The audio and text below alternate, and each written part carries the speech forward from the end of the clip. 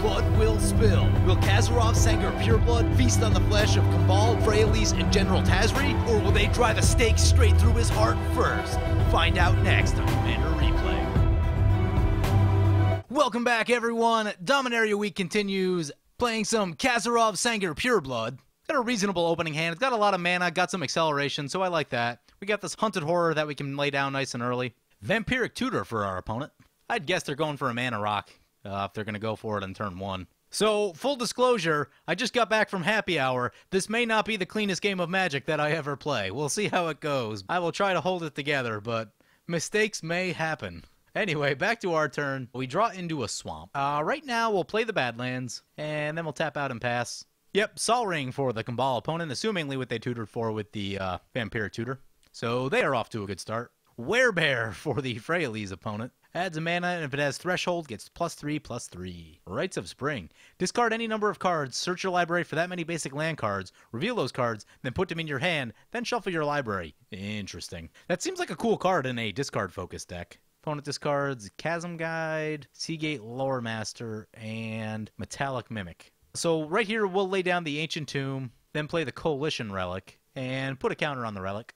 So as I mentioned, we're playing Kazarov Sengir Pureblood.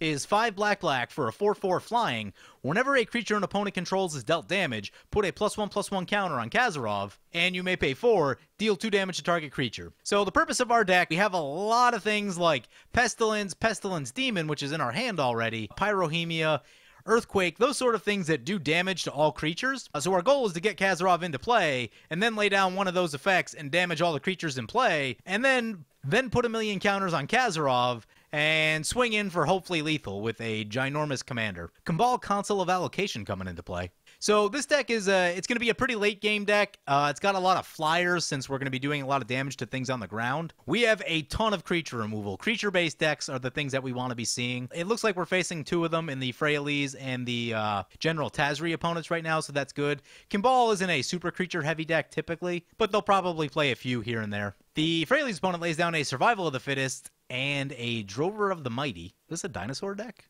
I don't know. Maybe they just have that for the mana ramp. We'll see. So back to our turn. We get a mana from the Coalition Relic. We'll add a black. Likelihood of a wheel effect. Not super likely. General Tazri could have one, but I don't know that it really fits what their deck is doing. Yeah, I guess we just play the Hunted Horror right here. We will give the tokens to... I guess we give them to the Cabal opponent. They seem the least threatening right now. We will play the Homeward Path, put another counter on the Coalition Relic, and pass the turn. Thran Dynamo for the Cabal opponent, and an Underworld Connections. That's a card that I always forget about. I always forget that is a card draw option that is available. Freyalise is coming into play, and they're going to get hit with a Cabal Council of Allocation trigger. Opponent's going to make a Mana Elf. Talus Paladin coming into play. When it or an ally enters the battlefield, you may have allies you control gain lifelink, and put a +1/+1 counter on Talus Paladin. Yeah, that is one of the better allies. Back to our turn, we draw a Lightning Greaves, and get a Coalition Relic trigger. We will add black. Play a swamp. How much mana do we have? We have 4, 5, 6, 7. We have exactly enough to cast Kazarov, so I think that's what we do right here. Vampire! Trying to figure out who to attack. I guess we attack into the Freyalise. I know General Tazri can be pretty scary. We'll want to start paying some attention to them. Opponent just lets the Freyalise go. Opponent's going to use the Underworld Connections, draw a card. Ooh, that's a Luminate Primordial. Let's see what it goes after. Oh, it goes after our commander. That is unfortunate. That thing is going to be expensive to recast. It does take down the ally, which is good. Dead Vampire. Opponent's going to recast their Freyalise. Make another Mana Elf. General Tazri coming down. Opponent's going to get to search their library for an ally card, reveal it, and put it into their hand, then shuffle their library. Pretty good effect. We draw a Fault Line. Fault Line is pretty sweet. Play a land. We're going to swing into the General Tazri opponent. We need to get some damage going so we can lay down this Rakdos. So General Tazri goes down to 36. We lay down Rakdos. We'll play the Lightning Greaves. We lose 2 life off the Cabal trigger. Equip the Rakdos. Pass the turn. Baleful Force for our opponent. Oh, I would sign up for one of those right now. I would take some card draw. Opponent's going to send their Luminate Primordial into the Freyalise. Opponent's going to block with one of their elves. Opponent's going to get a Baleful Force trigger. Wow, that's each upkeep. Yeah, we're going to have to do something about that. Skullwinder. Turn target card from your graveyard to your hand. Then choose an opponent. That player returns a card from their graveyard to their hand. Null Mage Shepherd. Tap 4 untapped creatures you control. Destroy target artifact or enchantment. Ooh. Opponent's going to play an Ondu Cleric. Whenever an ally enters the battlefield, gain life, equal to the number of allies you control. Juari's Shapeshifter is an ally and enters as a clone. Copies the Ondu Cleric. Metallic Mimic for our opponent. Names allies. So back to our turn. Opponent gets another Baleful Force trigger. We definitely need to take care of that this turn because they are drawing cards like crazy. We draw an Ancient Craving, a card that I really want to play, but we have other things we have to do this turn. We're going to slam down this Balefire Dragon. It makes me very sad that our Kazarov is not in play right now because we would start getting counters like crazy. But we need to start dealing with some of Kimbal's things. Oh, it only does 6 damage. That's not great. That is not going to kill the Baleful Force. We overtapped. That is also unfortunate. So, opponent blew up our Lightning Greaves, which is unfortunate. I really wanted to hit with the Balefire Dragon. So now we're definitely going to hit their Freyalies.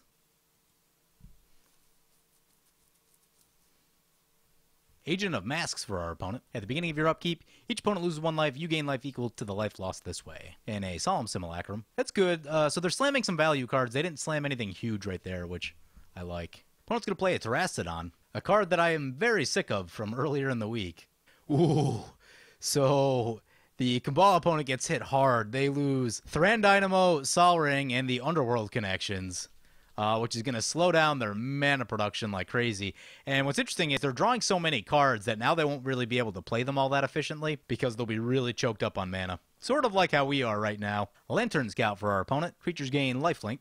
Opponent's going to use their ally encampment to get an ally back, which gives allies haste. Yeah, that can always be a little bit scary. Opponent's still drawing cards. We draw Blood Crypt. Blood Crypt is good, actually, because now we can play both Kazarov and the Pestilence Demon. It does make me very sad that we can't get our Kazarov into play before combat, but that's just a fact of life that we're going to have to deal with. So, Balefire Dragon at the Kimball. We'll go Rakdos and Hunted Horror at the General Tazri opponent. And this looks like it's going to be a Swords... Yep, Path to Exile on the Balefire Dragon. Oh, that makes me so sad. I was pretty sure that was going to happen, but what can you do? We will get a Swamp. Opponent decides not to block. Yeah, when they're at 62, 13 damage isn't really that much. Our main phase 2, with this Rakdos out, that's going to make our Kazarov nice and cheap. In fact, it'll cost the minimum. Oh, we don't have enough black mana to do all the stuff we need to do. So, cast Kazarov. Vampire is back. Is there anything worth using the ability on, or do we just wait? Yeah, I don't know. Nothing's really screaming to use the ability right there. I kind of want to use the Ancient Craving. We could Fault Line for 4 if we had to, which would kill most of the things on board. I think we Fault Line at the end step is what we do. That way people will be less incentivized to play Sorcery Speed Removal on our Kazarov. But man, I do really want to get this Ancient Craving going at some point. I'd like to try to get our opponents to tap out again. We lose a life from the Agent of Masks. Opponent goes up in life. Rupture Spire for our opponent. It's good. That's going to use up some mana. Really just want to get our opponents tapped out on this turn. I'm just going to crack a fetch. Ooh, Vampire Nighthawk for our opponent. That will slow down our aerial assault. And a Wall of Omens, but they do tap out. And that is what we wanted, because they are the most likely to be sporting removal. General Tazri can have some removal, but it's a more aggressive deck, so it's not going to be as control-focused. So that makes me feel really good about where things are heading. Opponent's going to use their Null Mage Shepherd ability on the Metallic Mimic. I'm down for that. Man, this Baleful Force is drawing a lot of cards. I never realized how good this thing is. I've only ever seen it a handful of times. Not a lot of people run it. I'm pretty sure it was out of one of the Commander products, but I can't quite remember. Ooh, Asceticism for the Freyalies opponent. Gonna play a Greenweaver Druid. Yes. More creatures for this Fault Line. Yes. Ooh, and Freyalies is out of cards. Even better. They can probably save maybe 1 card. How much mana do they have open? They have 2 mana elves, so they could save a creature if they wanted to. Most likely the... Well, Terrastodon would survive. Probably the Null Mage Shepherd seems good, or one of the Mana Dorks. Ondu Cleric for our opponent. Yep, gonna gain some more life. No attacks from the General Tazri opponent. Oh, and it's the end step. All right, everyone's tapped out. Green has a little bit of mana left, but Green's not gonna have a lot of removal. So I feel pretty good about this. They may have an indestructible, but I could live with that. So we're going to play this Fault Line. Make sure we're not killing our stuff in the process. Each creature without flying. Kazarov is flying, so we should be good there. Play this Fault Line. Yeah. Opponent's going to regenerate one of their creatures. Who's got the regeneration shield? Oh, that's so many triggers. Oh my god, we just killed so many things. Oh, yes.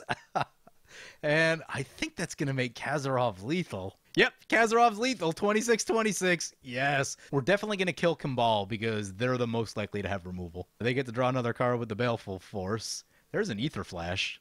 That's fun. So we do need to get rid of this Vampire Nighthawk to make our dreams come true. Ugh. Take us 8 to do that with the Kazarov.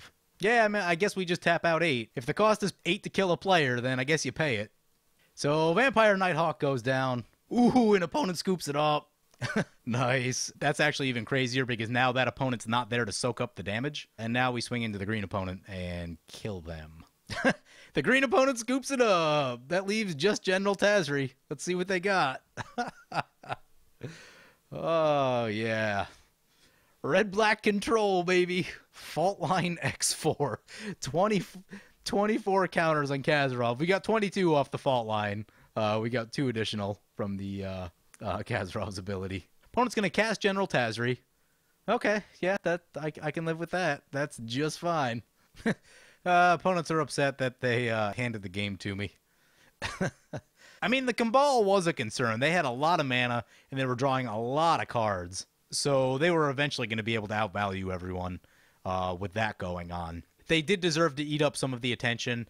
That Terrastodon probably could have hit one of our permanents. That would have slowed us down at least a little bit. Something like the Ancient Tomb or the Coalition Relic would have hurt a bit. But we were able to dodge it.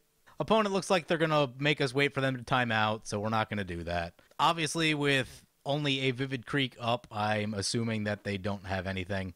They also said GG, but they're just being annoying about it and making us wait. So we're not going to wait for that. Got other games I want to film tonight, so we're going to scoop it up right there. But yeah, that is Kazarov. That is a 26-26 Kazarov.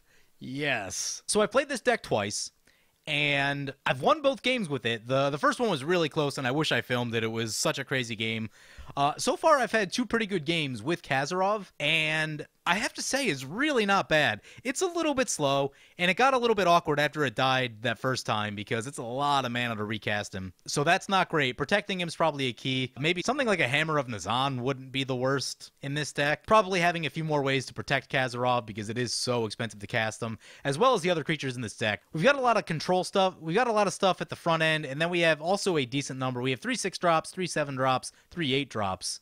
So we got some X spells, and we have an Emrakul at the top. We probably don't need the Emrakul, but I decided to have it in there just as kind of a utility card because Emrakul can mess up spell-based decks, and our deck is so heavily focused on killing creatures that I wanted some ability to be able to deal with a Spellslinger style deck. So we have Emrakul for that. I kind of want to add a Myojin of Night's Reach for that same thing because making everyone discard their hand will also take care of the Spellslinger decks usually as well. All in all, this isn't a bad little rendition of the deck. It could be tuned up a little bit more, probably find a few ways to cut mana costs from a couple spots. I'm not exactly sure about this Ryusi yet. Inferno Titan seems fine. But yeah, this deck could definitely be tightened up a little bit, but it's been pretty cool. I've been enjoying it. It does give you some interesting choices. I've noticed there's a lot of X3s in the format where you need to pay 8 to use Kazarov's ability to shoot something down, and that's not amazing, but it forces you into some interesting choices, which I think is kind of cool as well. Anyway, I've enjoyed this deck. Hope you guys have enjoyed the video. As always, feel free to comment, like, or subscribe. Thank you for watching.